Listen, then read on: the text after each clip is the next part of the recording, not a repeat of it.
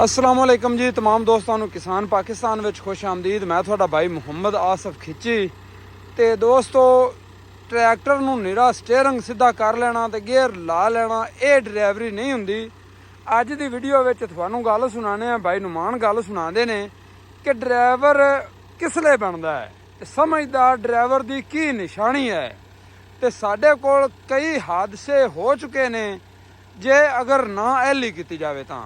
ਤੇ ਨਵਾਜ਼ ਭਾਈ ਦੀਆਂ ਮੈਂ ਜਿੰਨੀਆਂ ਵੀ ਵੀਡੀਓ ਬਣਾਈਆਂ ਨੇ ਨਾ ਮੈਂ ਨਵਾਜ਼ ਭਾਈ ਨੂੰ ਔਰ ਤੁਸੀਂ ਵੀ ਵੇਖੋ ਅਸੀਂ ਇਹਨਾਂ ਦੀ ਟਰਾਊਜ਼ਰ ਸ਼ਰਟ ਪਹਿਨੀ ਹੁੰਦੀ ਇਹ ਕੱਪੜੇ ਬੜੇ ਘੱਟ ਪਹਿਨ ਤੇ ਟਰੈਕਟਰ ਨੂੰ ਡਰਾਈਵ ਕਰਦੇ ਨੇ। ਕੀ ਵਜ੍ਹਾ ਹੈ ਭਾਈਰਾਂ ਦੇ ਨਾਲ ਗੱਲਬਾਤ ਕਰਨੇ। अस्सलाम वालेकुम नवाज भाई की हाल चाल है? अल्हम्दुलिल्लाह। पहले तो अज सवाल का जवाब दो कि तुहाडा नाम नवाज है कि नुमान है या नाजम है? नाजम। क्योंकि कोई दोस्त सानू नाजम सदे कोई नुमान कोई नवाज मैं नवाज कहना ते यानी कि थोड़े तीन नां ने ये बेलियां रखे हुए ने। नुमान वाली है। अच्छा नवाज नोमी या नाजम नोमी? अच्छा ठीक हो गया चलो शुक्रिया। लेकिन दोस्तों की थोड़े नाल मुहब्बत है ना प्यार नाल सदे ने।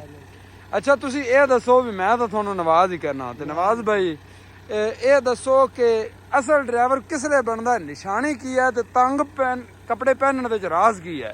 राज ये है कि बाद ड्राइवर बयान नहीं करते कपड़े पाए होंगे चादर कीती हुई होंगी। हाँ पीटीओ शाफर चल रही होंगी क्रॉस चल रही होंगे उवें थल्ले लाने टॉप लैंक का वाधा घाटा करन लग्या अमूमन ड्राइवर विच आ जांदा। सही कई ड्राइवर बहुत हो गए बेचारे अपने इत्थे लागे लागे ਤੁਸੀਂ ਦੱਸਦੇ ਪਿਆ ਵੀ ਮੇਰਾ ਇੱਕ ਸ਼ਗਿਰਦ ਵੀ ਐਵੇਂ ਬਹੁਤ ਹੋਇਆ ਸੀ। ਬਹੁਤ ਹੋ ਗਿਆ ਸਹੀ ਇਹਦੇ 'ਚ ਕੋਈ ਸ਼ੱਕ ਨਹੀਂ। ਉਹਨੂੰ ਵੀ ਵਿਚਾਰੇ ਨੂੰ ਉਹ ਡਿੱਗਰ ਦੇ ਨਾਲ ਜਾ ਰਿਹਾ ਸੀ ਤੇ ਟਾਪ ਲੈਂਗੇ ਲੰਮੀ ਕਰਨ ਲੱਗਾ ਤੇ ਬਸ ਉਹਦੇ ਕੱਪੜੇ ਵਿੱਚ ਵਲੀਜਨ ਪੀਟੀਓ ਦੇ ਵਿੱਚ ਆ ਗਏ। ਉਹਨੇ ਪੀਟੀਓ ਬੰਦ ਨਹੀਂ ਕੀਤੀ ਯਾਨੀ ਕਿ ਲੈ ਰਿਹਾ ਸੀ ਪੀਟੀਓ ਬੰਦ ਕਰਨੀ ਆਈ।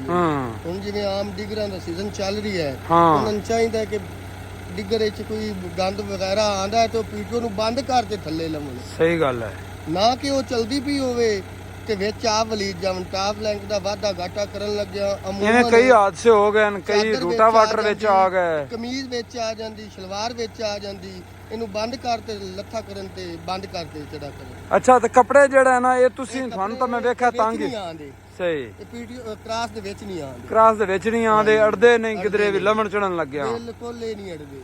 ਸਹੀ ਹੋ ਗਿਆ ਕਿਉਂਕਿ ਮੈਂ ਜਿਹੜੀਆਂ ਵੀਡੀਓ ਬਣਾਈਆਂ ਤੁਹਾਨੂੰ ਵੇਖਿਆ ਵੀ ਤੁਸੀਂ ਕੱਪੜਿਆਂ ਵਿੱਚ ਨਹੀਂ ਤੁਸੀਂ ਸਹੀ ਇੱਕ ਸਮਝਦਾਰ ਡਰਾਈਵਰ ਦੀ ਇਹ ਨਿਸ਼ਾਨੀ ਹੈ ਨਾ ਜੀ। ਤਕਰੀਬਨ 4 ਤੋਂ 5 ਹਾਦਸੇ ਨਾਲ ਹੋ ਗਏ ਜਿਹੜੇ ਛੋਟੇ ਛੋਟੇ ਪੀਸ ਉਹਨਾਂ ਦੇ ਹੋ ਗਏ ਡਰਾਈਵਰ। ਅੱਲਾ ਮਾਫ ਕਰੇ ਵੀਡੀਓ ਬਣਾਉਂਦੇ ਹੋਏ ਸਹੀ। ਅੱਛਾ ਹੁਣ ਇਹ ਤੁਸੀਂ ਦੱਸੋ ਸਾਨੂੰ ਵੀ ਤੁਹਾਨੂੰ ਕਿੰਨਾ ਅਰਸਾ ਹੋ ਗਿਆ ਇਹ ਡਰਾਈਵਰੀ ਕਰਦਿਆਂ ਨੂੰ? ਡਰਾਈਵਰੀ ਕਰਦਿਆਂ ਬੜਾ ਅਰਸਾ ਹੋ ਗਿਆ ਹੈ।